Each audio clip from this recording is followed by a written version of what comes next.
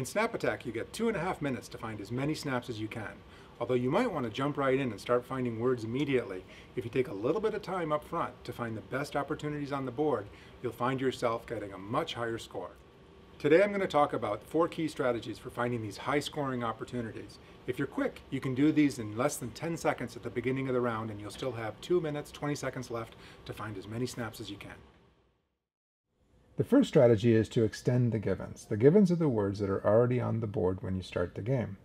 If there's open space before or after the word, look to see if you can add some of your tiles to extend the word. In general, longer words score better, and really long words score really well. The details on how the scoring works are in the help document, but I'll show you an example of racking up high points with extending givens here. So we'll take the word glue, and we're going to take the R and add to the end. So just by adding one tile, that's worth 28 points. We could also have done the S, which is also going to be 28 points. The S could go down here. Here's an example where R and S together jump it up to 48 points. So a 2-point S added to the 28-point gluer gives us 48-point gluers. Pretty big difference. Then from there, you do what you can to extend things further. And every snap you build off of that 48-point base is going to have that additional 48 points included. So the points can really rack up quickly there. Word endings are perhaps easier, but don't forget word prefixes too.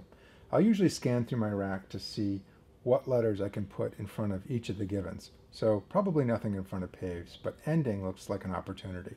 So you can try the different letters. I don't think Y is going to work, but S, yeah, look at that. Sending, boom, there's 48 points, and also tending is an opportunity there. And from there you can do other snaps to boost your score. Another thing to be on the lookout for is when you can extend a given and then connect that to a high value word. So for example, here we have the word serger. We extend it with an S to make sergers.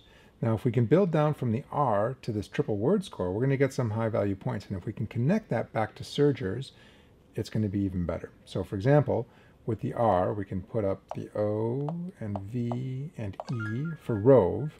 And then if we use the I, we can connect the two. And so now this snap is scored with sergers, SI, OI, and rove all together, 119 points. And then we can continue from there to do other gold mining activities, just like that.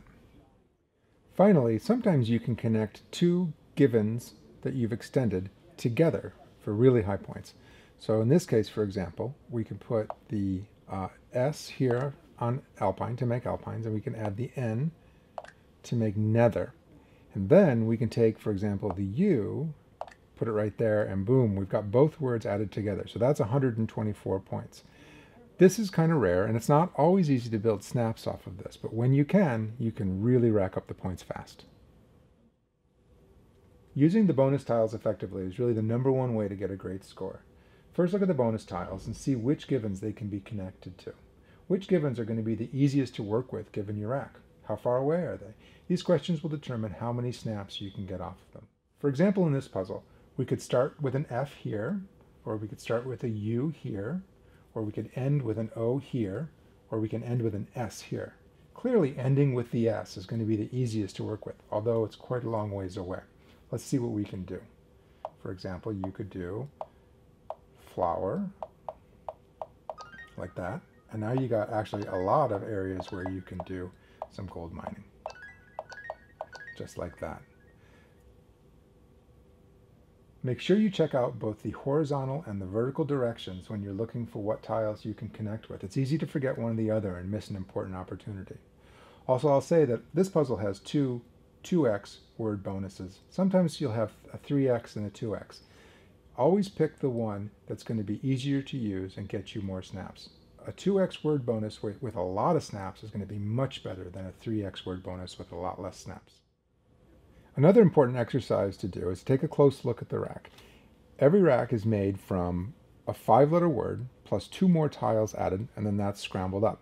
So every rack contains at least a 5-letter long word, and typically more than that.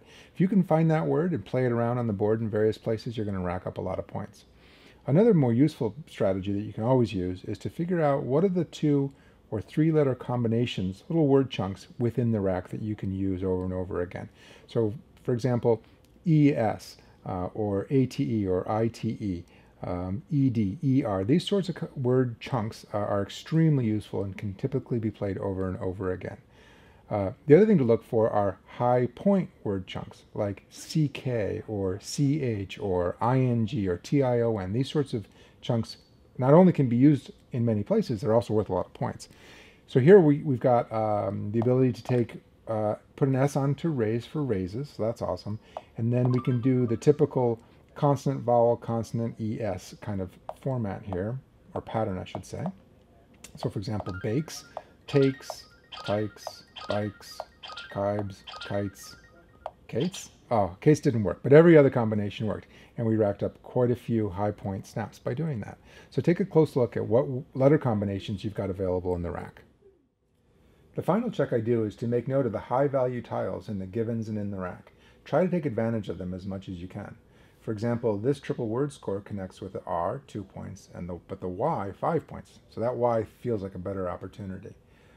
So for example, in the rack, we've got the ability to do Woody. And that's pretty good because we're using a 6-point W and a 3-point D, and that whole word just by itself is 108 points on that triple word score. And then from there, you see what you can do to gold mine and get lots of points off of other combinations that you can do on that guy.